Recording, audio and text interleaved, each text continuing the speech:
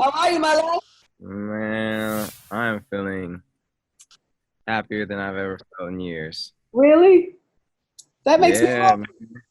It's been a few years since almost 3 years since I put an album out, so it was just like for some reason this was the hardest one for me to do. And I don't know why. It's just what I was going through, I feel like you've been at it for so long too. I feel like maybe you just didn't want to let it go or something. I guess. No, it wasn't even that. I just like had to feel it in my heart, man. And I like, when this COVID thing happened, I was gonna put it out like earlier in the year.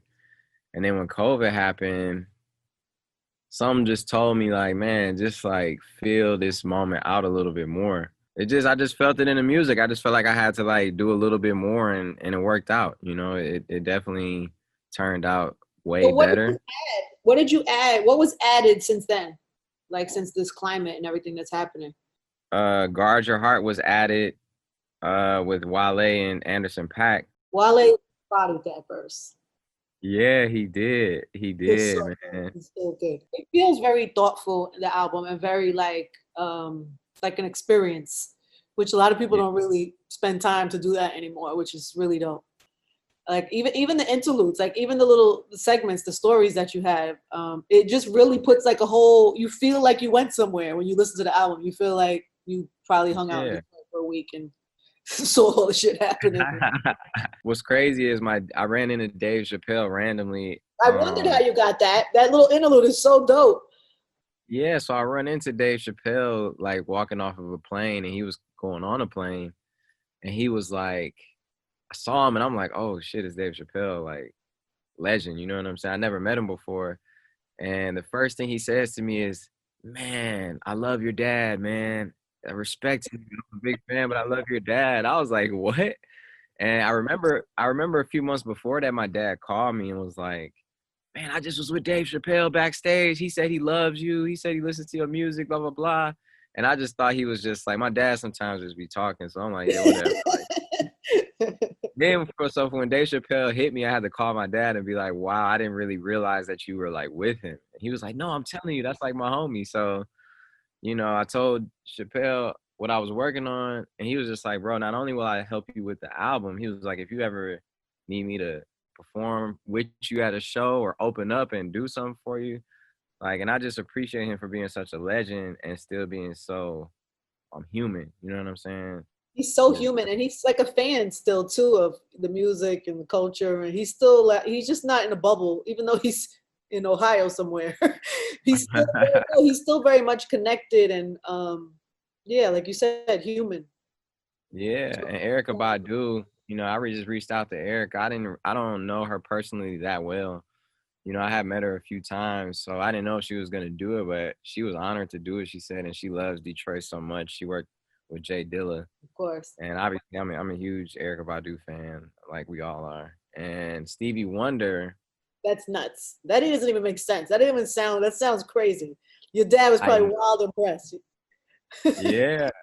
And Stevie Wonder called me one day out of nowhere and was like, "How can we help Detroit with COVID right now?" Because when Detroit was really high in COVID, and Detroit is like only has a million people population, maybe even less, and it was like number 4 in the country of most populated cases of COVID. And he was like, "How can we help Detroit?" And I was like, "Man, we can do this. We could do an online concert." And then he was like, "What are you working on?" And I told him I'm working on the album Detroit. And he was like, "Oh man, I gotta be a part of it. Like you gotta, you know." We tried to set up a session forever, and then I linked with Stevie. And obviously Stevie to me is the GOAT, like greatest singer songwriter of all time. My favorite of all time, for sure. Went to the studio, was playing him the music. He was like, "Yeah, I'll do the story, but let me hear the music though." So I played him the music, and he was like, "This is amazing. Like this is what man like." He was like, "How can I be a part of the music too?" But we ended up starting to work on music, but I didn't want to rush that because it was literally like at the last week my album was turned in, and that's something I didn't want to rush. Yeah, I was So wondering. I was like, how you have Stevie Wonder in the studio and not ask him for like, I don't know, a background yeah, riff or something. yeah. So no, it's in the works though. It's in the works. So So what did it come out incredible? Whatever it was that happened in there.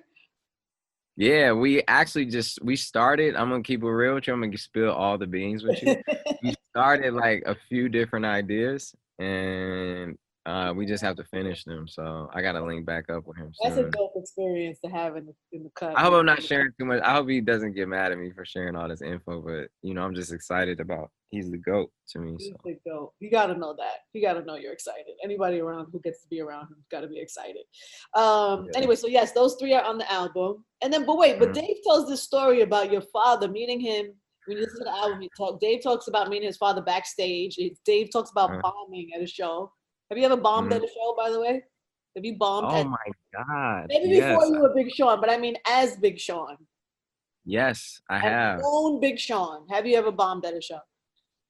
I bombed at a show like once or twice for sure. Even one time, well, a long time ago was the first time I bombed was in Detroit, and I was performing with Wiz Khalifa, and it was me and Wiz is such a dynamic performer, and he made me he was like, yo, hit this before you go on stage. I hit the bong like an idiot. He like had like wax, like just crazy shit in there.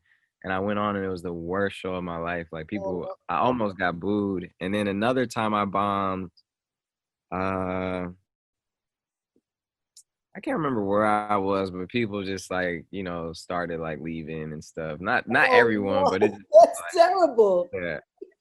Yeah, but I've had thousands of amazing shows too. Yes, okay, for clarity. Just for clarity, let people know what it is. Clarity. Yeah. All right, so there's a couple of things I learned. There's a lot of things I learned on the album, but even at the top, Lucky Me, you talk about being 19 years old and having heart disease. Yeah. Have you talked about that publicly? Because I personally never knew that about you. Yeah, I had a terrible one time. I was like, working hard, trying to make everything happen, but not really taking care of myself. And I got super sick one time, like kind of like a cold type of sick, but my heart was beating. So the electric currents, there are electric currents in your body and electrolytes that make your heart beat like that, like on a current. And my heart was literally beating like this. So I, I couldn't walk. I had a very small room back then in my mom's house, my mom's old house. And I couldn't walk from one side of the room to the other side of the room without getting tired. This is like a small room. So I remember I was taking a shower and I passed out in the shower and fell through the glass and cut like my whole oh my God. Chin open right here and was bleeding, and woke up and saw all this blood, but I couldn't tell where it was. And I lifted my neck up and it was sliced. And then so I went to the hospital, got stitches, and they tested my heart and they were like, you have this syndrome, and I don't want to pronounce it wrong. It starts with a B. I forgot what it exactly is called, but it was a syndrome where it was a regular heartbeat. And they said, well, we're going to have to either put a pacemaker in your heart to shock your heart to make it beat right every time that happens. Like forever, or we're gonna have like the rest of your life? For the rest of my life. Or they were going to cut half the top of my heart open and scar it a whole bunch of times, and the electric currents will run through the scars. For that, they said that would have lasted probably for like at least 30 to 40 years. So Jesus. I went to my mom took me to the holistic doctor. Shout out to Dr. Brownstein. And he hooked me up with magnesium and like a couple other supplements, but magnesium was the one where he was like, make sure you take the magnesium. This is a regular way to put your body on its natural rhythm. So I take it for like a few days, go back to get my heart tested again for surgery, because we was about to have to do a surgery that my mom definitely couldn't afford. We was already in debt. And they were like, oh man, your heart is beating fine. I remember the doctor said some shit like, man, it's actually beating like an athlete or something like that. And I was like, you motherfuckers was about to cut my heart open. You know what I'm saying? But yeah, so it was a moment, and ever since then I just been on holistic, like everything as much as I can at least. Yeah. And so you've been super diligent about like that, about holistic doctors. I know in the same song you talk about meditating every day, and I know Nipsey too. I know Nipsey's on the album, and I know Nipsey was a big advocate for that. Did you guys ever get into those conversations, or did that ever come up? Yes, man. Me and him definitely talked about taking care of ourselves. And, Nipsey was a thinker. He was like somebody who I feel like was on like going up, not just in his craft, but he just was like, you could tell he was radiating more and more and like spreading more and more knowledge and becoming more and more aware of things. And I don't know if that's why God called him back. I don't know. Maybe, I don't know if he did what he was supposed to do. It feels like he was gone too soon, but he was somebody who was elevated. So we definitely had a few conversations about that, and a lot of other things too. He was definitely really into the music, and he really hit me up a lot about the relationship I have with my mom. He really admired that. Really? Yeah, he did. He always like would hit me up and be like, "Man, I love that. I love this pic of you and your mom." Or even just yeah, I just remember even just like over the years. I don't want to get too emotional talking about him, but it's Yeah, crazy. I feel that. It's funny too, because other people that I've talked to about him, I've heard stories very similar that he would connect with them more about their family and or their relationships. I think Swiss told me that too when we were talking about him and how they talk about family and relationships, and that was like a big conversation. Um, Yeah, and he and his family been super supportive of the song. Like they all showed me love and hit me up and reached out to me and told me like, that's dope. that I'm doing good, and so I appreciate them for letting me rock like that. I love this, and people were surprised. I never knew you had beef with Kendrick or whatever light beef, but that doing that with Nipsey kind of right. It made you call Kendrick after Nipsey died. Yeah, it wasn't even really a beef. It was kind of more of like an internet type of a made up thing, but the energy started becoming so big that it was starting to feel like it was something between me and him. So I knew it wasn't though, so I kind of just like never like followed through with it, because I know for him to be who he is and what he does, I know where his mindset is. His mindset is on positivity, you know what I'm saying? Just like mine is. So I sat next to Punch from TDE, who works for Kendrick, and he was like, "Yo, did you ever reach out to K Dot?" And like, because I was talking to him and we was having a great conversation, and I was like, "Nah, man, I need to."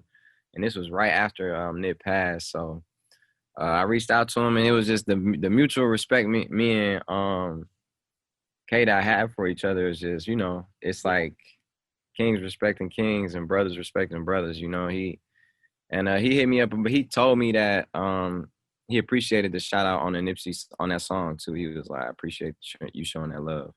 Yeah, I wondered how he felt about that. Did you have to let him know that you were going to say that I made this call, or how he would feel about you sharing that moment? But he was Yeah, glad. yeah. So, yeah, I played it. Like it got played. I didn't play it, but it got played. I think Hit Boy or somebody played it for him in advance, like randomly. And like whenever I do stuff like that, I don't ever just surprise it on people. I like play Yeah, it for them. that's the responsible thing to do. Yeah, because they're uncomfortable. If they're uncomfortable with it, I'll take it out for sure. You would? You're somebody that would edit. I would, yeah. If it was like somebody who I respect, somebody who if they feel like it's compromising their whatever, like yeah, I definitely ain't no thing to me. Isn't it crazy how energy could be like that? Energy could have got so bad so fast. If you had different types of energy around you, all that negative energy that Mm-hmm. people put towards you could have manifested Mm-hmm. into something without either one of you doing anything to each other. Nah, yeah, facts. I'm glad it worked out, and it's just we got too many other enemies now in society, so it's just like How are you feeling we about don't all got that? time. How are you coping, and how are you like? Because I feel like everybody's just on edge, and everybody's sad, and just I don't know, it's just so angry, and every day is It's like an heartbreaking. emotional, yeah, roller coaster, isn't it? Yeah, I wake up and I brace myself for tragedy so many days. So it's like the Chadwick, that was like so heartbreaking, man. And I knew Chadwick. He used to come to my crib sometimes and to my shows, and like I remember when he was having a hard time. When the work wasn't steadily coming through, and then I remember after one of the shows, he was like, "Man, I got booked to play Jackie Robinson in 42," and then I didn't see him too much after that because he was booked and on a roll, and probably dealing with you know, yeah, his cancer. And I had no idea. And I just appreciate him for making such a sacrifice to entertain us, you know? Yeah. And it just goes to show me that you never know what somebody's going through, man. You never know. So you always gotta respect them and talk to them like they could be going through the worst, but still wishing them the best. You know what I'm saying? Isn't it For crazy? real. While he was shooting the movie, while he's doing the press, while he's, taking pictures with kids, this is the battle that he was fighting behind closed doors, and nobody knew that. That to me is just fascinating, that type of strength. And that, because when you're going through something like that, usually you want to talk, you need to talk, you want to share your story. No, he was a hero in real life, for Yeah, real. in real life. Yeah. So it's just, all these things though, the state of just, the world, I feel like some of this is unifying us because we're all going through certain experiences together that are so tragic and horrific that it is kind of bringing things to the surface and elevating us as our mindsets as one common, humanity. But at the same time, there are just so many layers of pain, so many layers of things that are wrong, things that were set up on a racist foundation, things that are like just tremendously wrong that I don't know. I don't know how long it's gonna take to fix. I hope we get there, but it's like I know we can and will get there, but I just don't know how long it's gonna be. I just was thinking about that earlier. Like, are we going to see it in our lifetime? Is it going to be better in our lifetime? Like significantly better, not like pacify people better, but I mean like systematically better. Do we see that in Right. our lifetime? I don't know, people trying to put band-aids on top of things or change the name of this or, do this, things like that. But that ain't where it's at. Like No. corporations taking advantage of that too. Like, yeah, see, we cool. Like, I get it. But it's like, you gotta really make that change too, like deep down. But that's a whole nother conversation. I was thinking when I was listening to the album and you're so honest about some of the things you've been through and you're honest about anxiety and how they don't teach you how to deal with that in school and that you have, been through some things with that and how when you've experienced that, how you deal right now. Because people who probably never had anxiety before probably have anxiety right now in these times. So how do you deal with that? Like, how bad is it gotten for you? And then how do you deal with it? It's gotten super bad. It's gotten bad to the point where like I felt like I was worthless. I felt like that I didn't want to be here. I felt like heaviness, the anxiety will like overflow into deep depression and just feeling like you're not worthy. And like for me, music is a happy place. So it's like if I'm not happy, it's hard for me to create. And especially the music I want to make, and was hoping to make, and eventually ended up getting there. But like, it was terrible, and I still have anxiety. I still go through a lot of depression and all these things, but I just know how to deal with it a little bit better. I know how to handle it. I know that I'm in control of my emotions, nobody else can control those. So it's like, I realize that happiness is a choice. What is the trick? Like, how do you do it? Because, how? For me, how I do it, I'm gonna keep it real. How I do it is I write stuff down, I journal stuff, I meditate, and I've changed my thought process immediately and just see myself like whatever it is I desire or to feel good or my happy place. Like I just think about that and then just do something that makes me happy. I've gone on walks just by myself. I've like done simple things like that really helps a lot, especially the meditation though. Mm-hmm. That makes me feel good every time. And you do it every day, right? You do it daily. Do it every day. Commendable. You're my idol. You're my idol. I only meditate for like 15, 20 minutes at the most. I need to do that. I feel like I keep saying it and I just haven't gotten diligent about it, but I'm gonna get diligent about it. I think it's important. Yeah. And you got to find the right one for you though. That's the when you find the right one for you, because meditation, one thing I realized, it's not about clearing your mind. It's not about like, oh, let me just not think about anything. That's impossible. For you to go black and think about nothing, you would have to literally be brain dead. But what it is it gives you a time to focus on your breathing, take time for yourself, and to focus and put attention on whatever you want to focus on. And when your mind starts to drift, you just bring it back to that. And I feel like when you do just take that simple time out to meditate or to be in nature for a little bit, like it just make everything else work better. Do you think that because you've worked on yourself so much, that's why you're in, I mean, because clearly you and Janae are in a great place and super cute and have matching shirts and shit. And you found your twin flame, you call her. Do you think that you putting so much time into yourself is attributes to you being in a healthy relationship right now or in a good place? For sure. Yeah, absolutely. Right? Yeah, like, because you had been in this relationship 10 years ago. Oh, hell no. Yeah. I couldn't, you know, but it was, I think she's somebody who works on herself continuously too. So, you know, I think me and her have learned a lot from each other, and, you know, recognize that we both have work to do on ourselves, you know, separately. So it's like, she recognized that, I recognize that give each other space to do the work and come together. But it's at a point now where it's like we're bringing our best selves to the table. That's great. And she's on what? How many? She's on 2 songs on the album, right? Yeah. Mm-hmm. And Justin Bieber is on the album, but you didn't give him no credit. Yeah, because he just sung at the end of the song. He came into the studio one night and he was like, man, I love this song. I previewed it on Instagram Live once, and then he was like, bro, I love this song so much, you know, I'm gonna just hop on and like, if you want, I can sing anything on here. And I was like, yeah, sing the end with me. And he did it. And I think that's cool though, when sometimes you hear like artists and they not always have to be featured. You know what I mean? Yeah. Yeah. The only reason I realized it was Justin too, because I saw he posted about it, and he posted a really nice post for you. And said, yeah. And to listen. I got love for Justin. He's come a long way as a person, you know. He's Did amazing. You see him in Pop Star? How dope was that video? Did you see the Pop Star video? Yeah. That was a fight. That's a good concept, man. I was like, man. I forget how long you two knew each other too, because I was thinking about As Long As You Love Me. I loved your verse on that. Yeah. I always loved your verse on that song. So you two got history.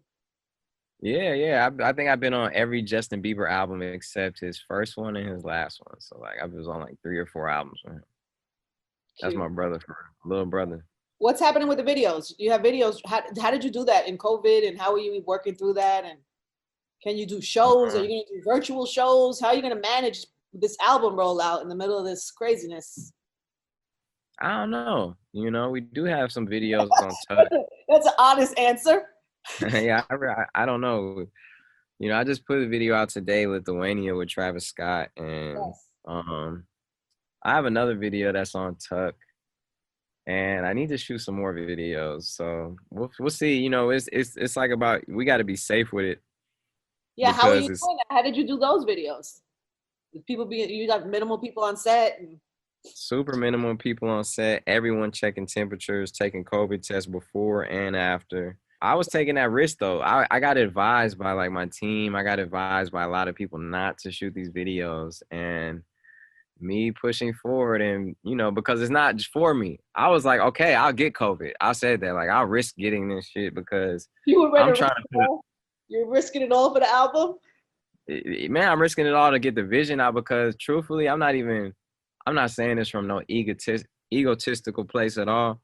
I feel like I was trying to give people something they needed. You know, when I was listening to music, I wasn't hearing some of this music.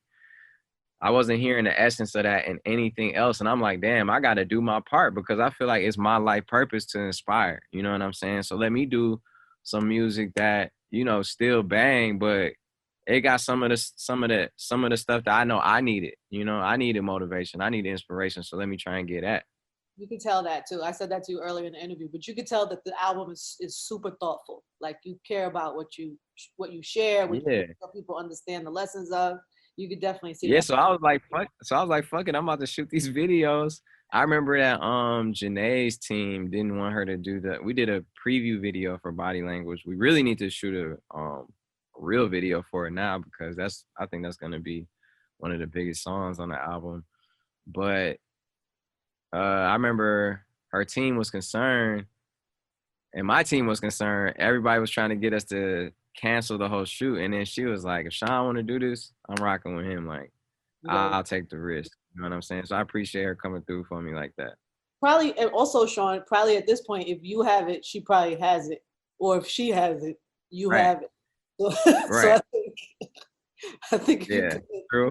we're in it together. You talk about the Yeah. last time, the one other mention in the album, you talk about being signed to Kanye and managed by Jay as one Mm-hmm. of the many complications in your life. Yeah.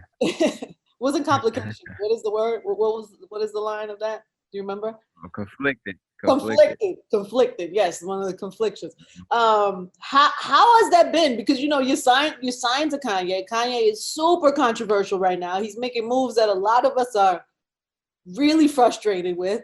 How do you process that? And I know you care about him. I know he's your friend. So then there's that. But then you also are kind of rep his label, and so how do you deal with that? How do you process his actions and then having to kind of almost answer sometimes for his actions? Cause I love him, cause I love Kanye. He changed my life. So it's like he's always been radical. He's always had crazy, I'm quote unquote crazy, opinions. And I love him and I appreciate him for the opportunity he gave me, for the, for the things he set me up with, So I appreciate his vision too. I rapped for him at a radio station and he was able to see that I might really be, something worth it to him, so I'll never forget that. And, so it's always love no matter what, you know. And there are times where me and him disagree. We argue, you know what I'm saying, all the time. And we yell at each other. And there have been times, where we just butted heads a lot.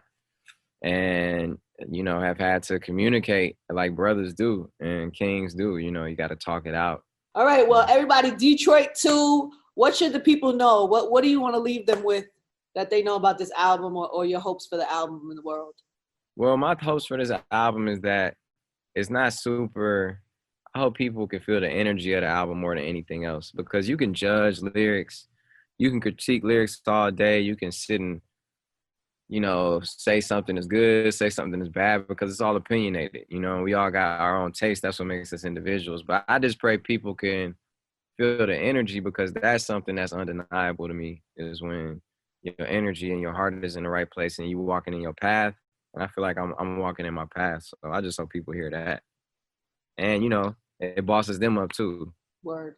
It will, and it does. All right, baby. Well, I hope to see you soon in person and that we could do this soon. Hope you get to do some shows around this album. Hope, Yeah, me too. We got to make that happen. So thank you. Thank you. Be good. We'll see you soon.